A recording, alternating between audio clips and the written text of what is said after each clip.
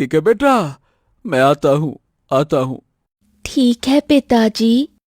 ए भाग्यवान, तुम इस कड़कड़ाती ठंड में बच्चों का ध्यान रखना, है ना? मैं जा रहा हूँ काम पर। अपने परिवार को इस हालत में देखकर रामू मन ही मन टूट चुका था। थोड़ी देर बाद रामू सेठ के घर पहुंचा। सेठ जी, सेठ जी, सेठ जी बाहर निकलिए। सेठ जी। रामू की आवाज सुनकर सेठ की पत्नी बाहर निकली। अरे रामू, तुम इतनी ठंड में काम करने क्यों आए हो?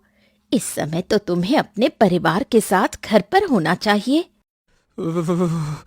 मालकिन, अगर काम पर ना आता तो सेठ जी गुस्सा करते ना।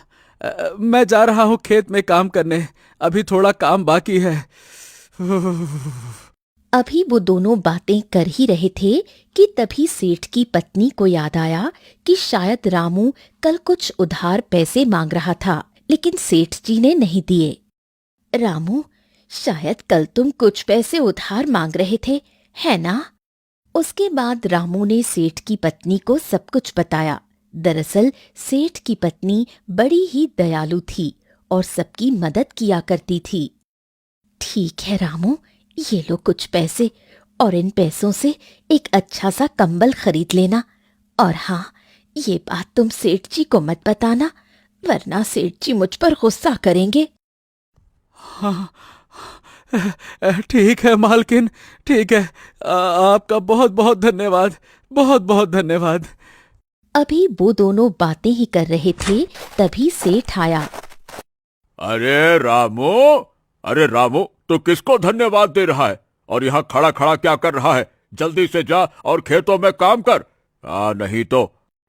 कुछ नहीं सेठ जी, बस यूं ही। ठीक है, मैं अभी जाता हूँ। हाँ।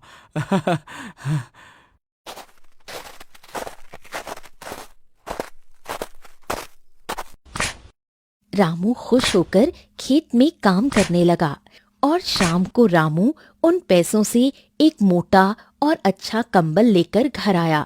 कलावती कंबल देखकर बहुत खुश हुई। आपके पास तो पैसे भी नहीं थे, फिर आपको इतना महंगा कंबल कहाँ से मिला? उसके बाद रामू ने अपनी पत्नी कलावती को सब कुछ बताया। हाँ जी, तब तो सेठ जी की पत्नी यानी मालकिन बहुत अच्छी हैं। भगवान उन्हें हमेशा खुश रखे। अगली सुबह रामू खेत में काम कर रहा था। वहीं दूसरी ओर उस राज्य के राजा का बेटा प्रियांशु, जो हर समय किसी न किसी को परेशान करता और नुकसान करता ही रहता, वो घुड़सवारी करते हुए आया। सारथी, घोड़े को और तेज दौड़ाओ। जी ठीक है राजकुमार। जयदेव घोड़े को और तेजी से दौड़ाने लगा। तभी राजकुमार की नजर रामू की छोटी सी झोपड़ी पर पड़ी। सारथी, घोड़े को और तेज दौड़ाकर इस छोटी सी झोपड़ी को तोड़ दिया जाए। रफ्तार बढ़ाओ, और तेज, और तेज। हाँ हाँ, जैसी जैसी आपकी आज्ञा राजकुमार। इतना कहकर जयदेव ने घोड़े को रामू की झोपड़ी की तरफ मोड़ा। देखते ही देखते घोड़ा तेजी से दौड़ने लगा और झोपड़ी को तोड़ते हुए आगे निकल गया।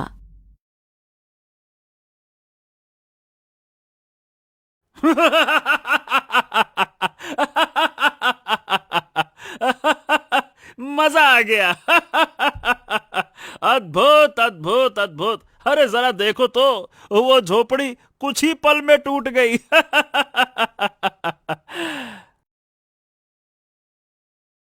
हे भगवान, ये क्या हो गया? मैं तो लुट गई, बर्बाद हो गई। मेरे पास एक यही छोटा सा घर था और उसे भी राजकुमार ने तोड़ दिया।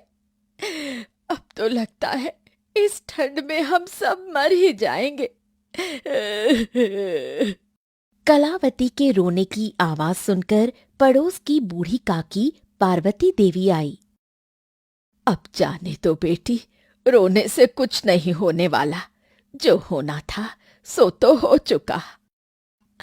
हाँ काकी, देखो तो, राजकुमार ने मेरे घर के साथ क्या किया? अब हम कहाँ रहेंगे?